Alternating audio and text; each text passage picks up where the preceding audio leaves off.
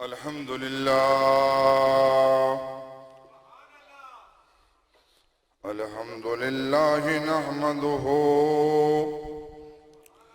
ونستعينه ونستغفره ونؤمن به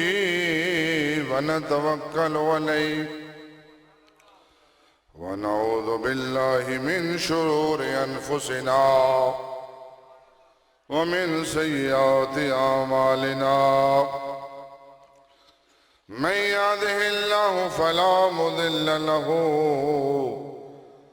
ومن يضلله فلا هادي له ونشهد أن لا إله إلا الله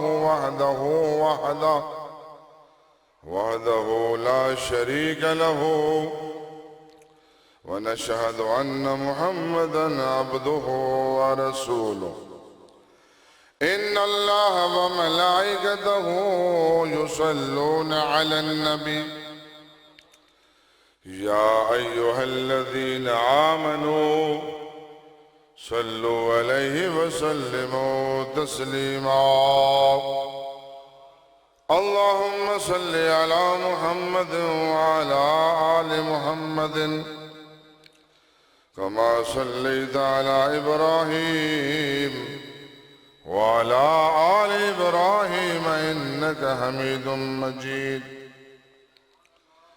قال الله تبارك وتعالى في كلامه المجيد والفرقان الحميد بسم الله الرحمن الرحيم والذين معه أشداء على الكفار رحماء بينهم صدق الله مولانا العظيم وبلغنا رسوله النبي الكريم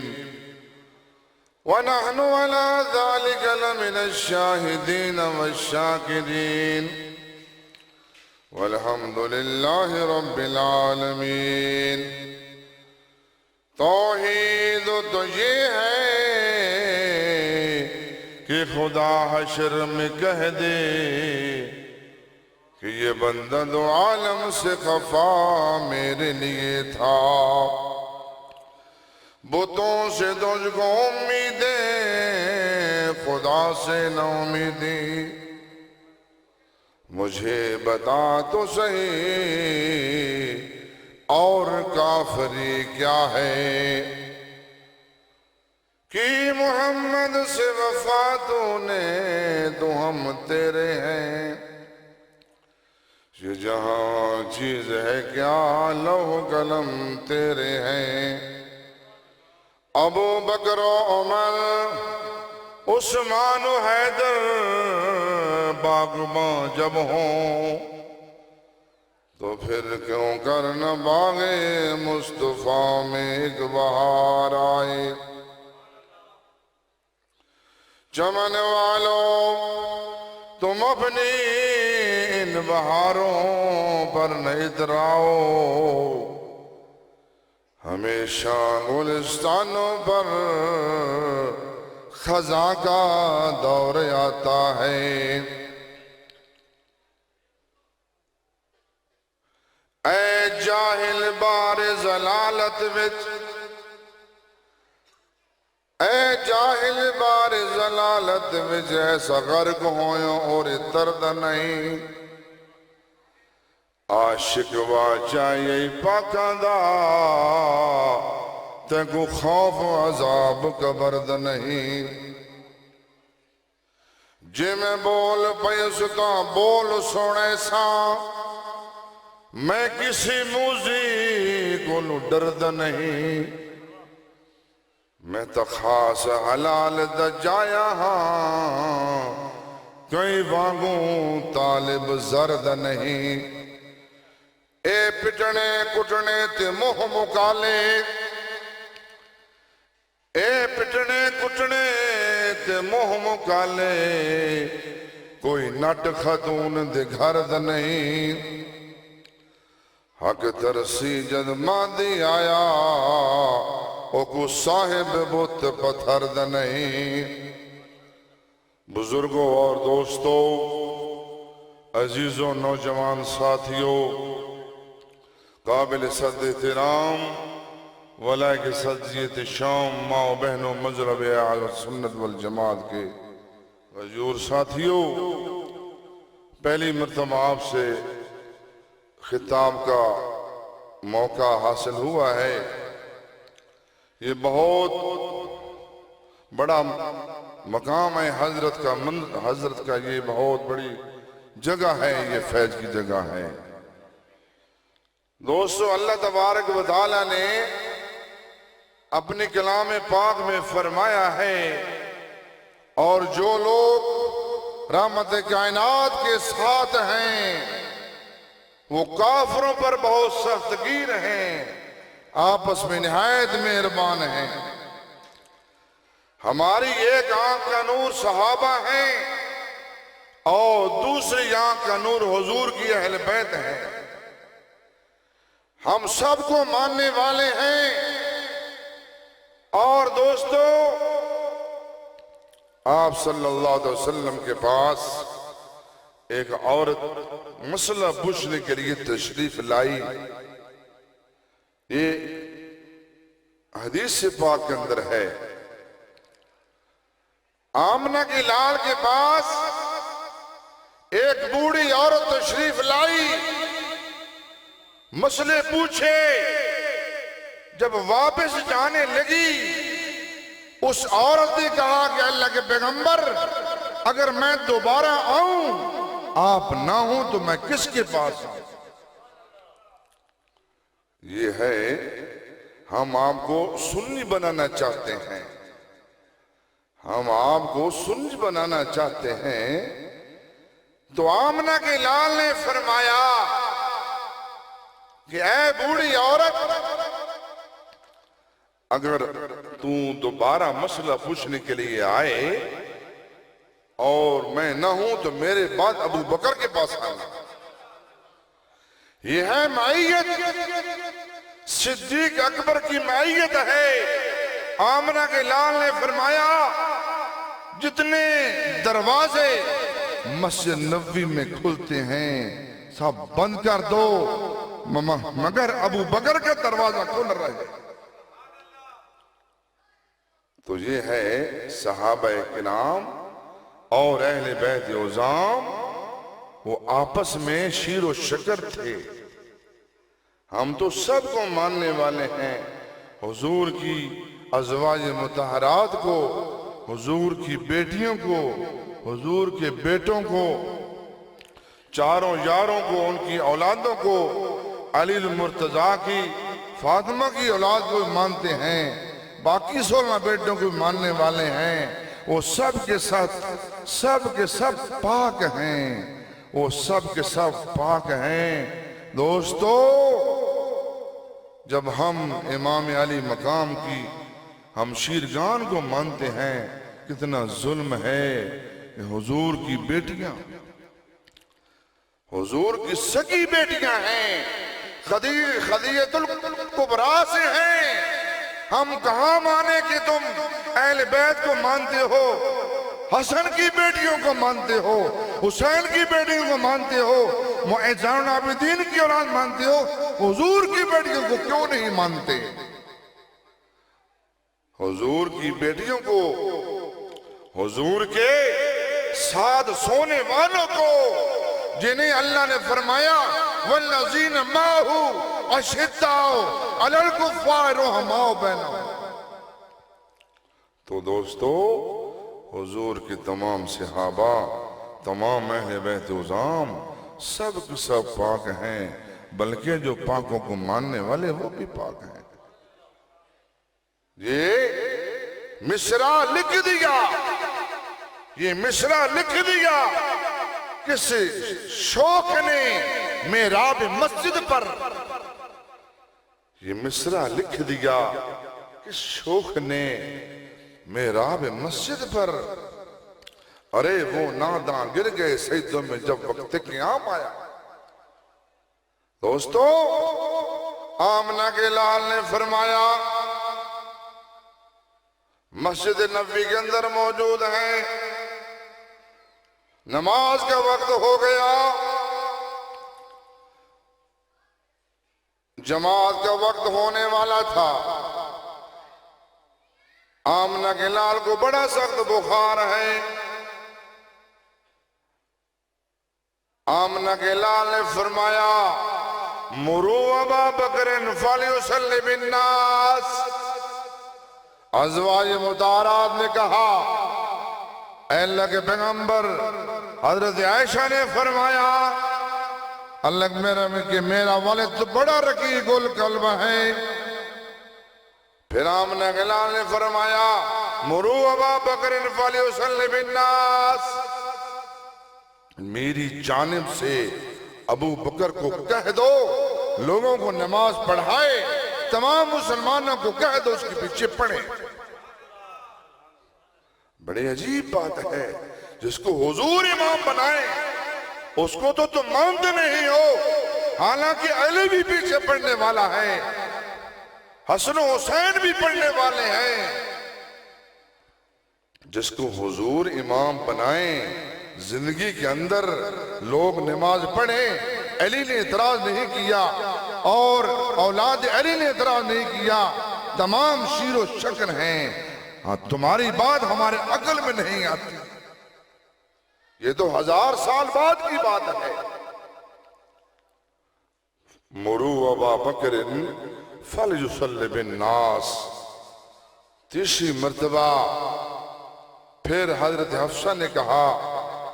یا رسول اللہ صلی اللہ علیہ وسلم، ابو بکر صدیق تو بڑے رقیق القلب ہیں، آپ کی موجودگی کے اندر، آپ کی زندگی پاک کے اندر ان سے یہ کام نہیں ہوگا، وہ تو ہر وقت آپ کی جدائی میں روتے رہتے ہیں۔ کتب فریقین کے اندر ہے، روضۃ الصفا کے اندر بھی ہے، بحر الانوار کے اندر بھی ہے کہ اے صحابہ، اے ازواج مطہرات، آج اللہ تعالیٰ ابو بکر کے سوا کسی کو مانتے ہی نہیں ہے۔ جس کی امامت پر خود حضور کا حکم ہے، حضور کے بعد جو پہلا امام ابو بکر ہے، دوسرا عمر ہے، تیسرا عثمان ہے، پھر علی شیر خدا ہے۔ یہ ہے حق چار یار۔ جب مسجد نبوی کی تعمیر کا مرحلہ آیا، آمنہ کے لال نے فرمایا کہ اینٹ لے کر آؤ۔ پہلی اینٹ آپ نے رکھی، پھر فرمایا ابو بکر کو تم اینٹ لاؤ، پھر انہوں نے رکھی، پھر فرمایا عمر کو تیسری اینٹ تم رکھو، پھر فرمایا ہاکذا الخلفاء من بعد۔ جب حضور نے زندگی کے اندر ہی اپنے مسلح پر کھڑا کر دیا ہے، کتب فریقین کے اندر ہے، خود علی مرتضیٰ شیر خدا کا قول ہے، جن دو قدموں کو اللہ کے نبی دین کے لیے آگے کر گئے، میں دنیا کے لیے پیچھے نہیں کر سکتا۔ یہ ہے مذہب اہل سنت والجماعت۔ تو دوستو، جن کی معیت صحابہ کی معیت حضور کے ساتھ، اہل بیت کی معیت حضور کے ساتھ، ازواج مطہرات کی معیت حضور کے ساتھ ہے۔ اور دوستو، صحابہ کی شانیں، اہل بیت کی شانیں قرآن پاک اندر ہے۔ ہمارے والد صاحب رحمۃ اللہ علیہ سید قاسم صاحب بخاری، ان کی تقریریں موجود ہیں، انہوں نے یہ شعر جو میں نے پڑھے ہیں، یہ مولانا نور محمد صاحب تھے سندرالوی، ان کے یہ شعر ہیں، تو وہ جو میں نے سنا ہے آپ کو۔ تو دوستو، جس کو محمد عربی کا فیصلہ منظور نہیں ہے، جس کو آمنہ کے لال کا فیصلہ منظور نہیں ہے۔ ہم تو سب کو ماننے والے ہیں، ہم تو کسی اولیاء اللہ کے بھی گستاخ نہیں ہیں، ہم تو کسی مجذوب کے بھی گستاخ نہیں ہیں، کسی راہگیر اور راہ رو کے بھی گستاخ نہیں ہیں۔ تو دوستو، آپ صلی اللہ تعالی علیہ وسلم کے ارشادات موجود ہیں۔ آپ نے سامنے بیٹھ کر نبوت نے فرمایا، اے ابو بکر تو بھی جنتی ہے، اے عمر تو بھی جنتی ہے، اے عثمان تو بھی جنتی ہے، اے علی تو بھی جنتی ہے، اور عشرہ مبشرہ تمام جنتی ہیں۔ جنہیں حضور جنتی فرمائیں ان کو تم جنتی نہیں مانتے ہو، تم کہاں ماننے والے ہو؟ نہ تم حضور کو مانتے ہو، نہ حضور پر مما نزلنا علی عبدنا والی کتاب کو مانتے ہو۔ تو حضرت آپ صلی اللہ علیہ وسلم نے سنگیاں لگوائیں۔ آپ کے حجام تھے ابو عبیدہ بن جراح رضی اللہ تعالی عنہ۔ آمنہ کے لال کا جو خون پاک نکلا، آمنہ کے لال نے فرمایا، اے ابو عبیدہ جاؤ زمین کے اندر اس خون کو دبا کر آ جاؤ۔ حضرت ابو عبیدہ جا رہے ہیں، دل سے پوچھا، یہ نبوت کا خون ہے، یہ صاحب قرآن کا خون ہے، صاحب لولا کا خون ہے، صاحب لولا حمد کا خون ہے، صاحب شفاعت کا خون ہے۔ دل نے کہا اگر زمین میں دبائے گا تو گستاخی ہو جائے گی۔ پھر دل نے کہا کہ یہ پی جاؤ۔ حضور کے صحابی وہ خون نبوت سے نکلنے والا پی گئے، تشریف لائے۔ آمنہ کے لال نے پوچھا، اے ابو عبیدہ وہ خون کہاں دفن کیا ہے؟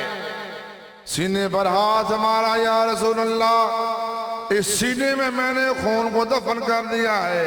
آمنہ کے لال نے فرمایا،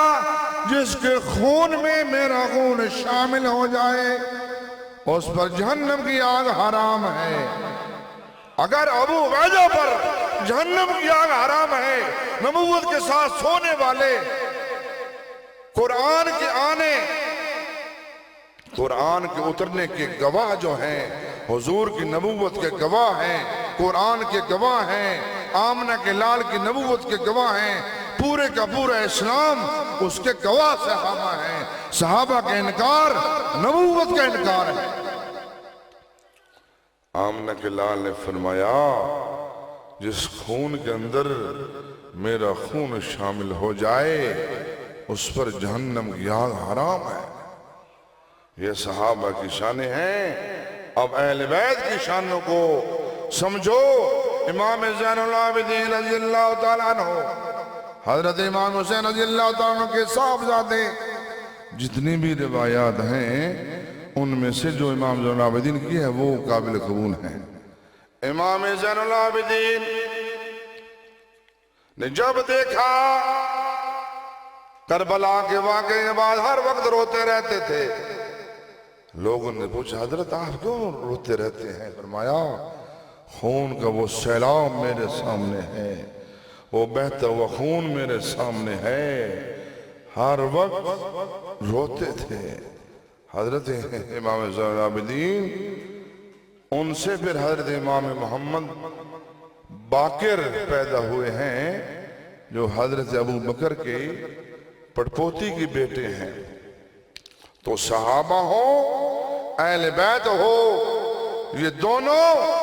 اہل سنت والجماعت کی آنکھوں کی ٹھنڈک ہیں۔ آمنہ کے لال نے فرمایا کہ اللہ تعالیٰ نے میرے اوپر وہی نازل فرمائی ہے کہ جو مسجد نبوی کے اندر بیٹھنے والے ہیں، مہاجرین ہوں، انصار ہوں، یہ سب کے سب جنتی ہیں۔ اور آمنہ کے لال کے ساتھ سفر کرنے والے حضر کے اندر سب کے سب جنتی لوگ ہیں۔ تو جب آخر کے اندر آمنہ کے لال نے یہ الفاظ کہے کہ میری جانب سے ابو بکر کو کہہ دو وہ لوگوں کو نماز پڑھائے، تو حضور کے مصلی پر حضور کے حکم سے سب سے پہلا امام ابو بکر ہے۔ جس نے ابو بکر کے انکار کیا اس نے نبوت کے الفاظ کو جھٹلایا، نعوذ باللہ۔ پھر ابو بکر صدیق رضی اللہ تعالیٰ عنہ،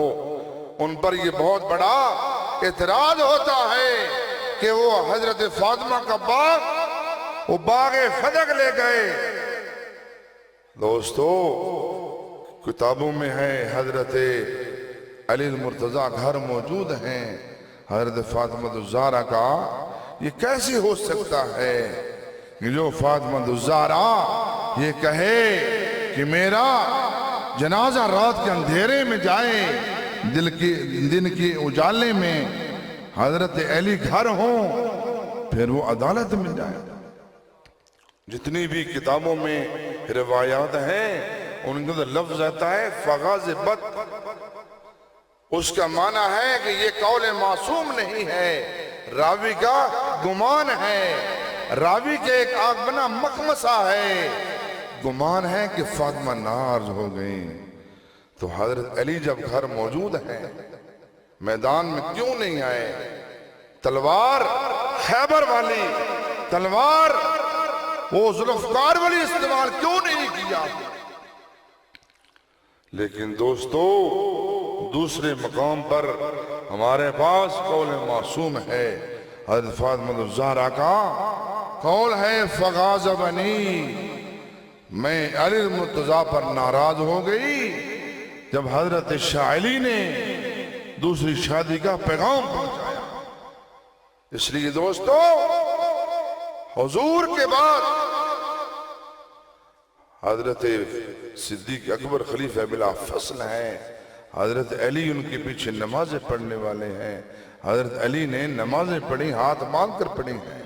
اور مسجد کے اندر ادا کی ہیں۔ اپنی زندگی کے اندر کوئی ایسی نماز نہیں ہے، کوئی ایسی صلاۃ نہیں ہے جو حضرت علی نے ان سے الگ پڑھی ہو، کوئی اور ایسی عبادت گاہ نہیں ہے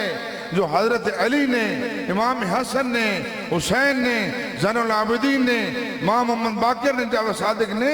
کوئی الگ عبادت گاہ بنائی ہو۔ پورے 1000 سال کے بعد بغداد کے اندر معز الدولہ دہلوی نے ہر چیز الگ کر دی، نماز الگ کر دی، اذان الگ کر دی، خطبے الگ کر دی، کتاب الگ کر دی۔ 1000 سال تک یہی اذان ہے، یہی نماز ہے، یہی کعبہ ہے، یہی مسجد نبوی ہے۔ اللہ کے پاک پیغمبر، صحابہ اہل بیت نے یہی دین اسلام ہے۔ اللہ تعالیٰ اعمال صالح کی توفیق عطا فرمائے۔ اس شعر پر میں اعتراض کرتا ہوں، اب جس کی جی میں آئے وہ پائے روشنی، ہم نے تو دل جلا کر سر عام رکھ دیا۔ وآخر دعوانا الحمدللہ رب العالمین۔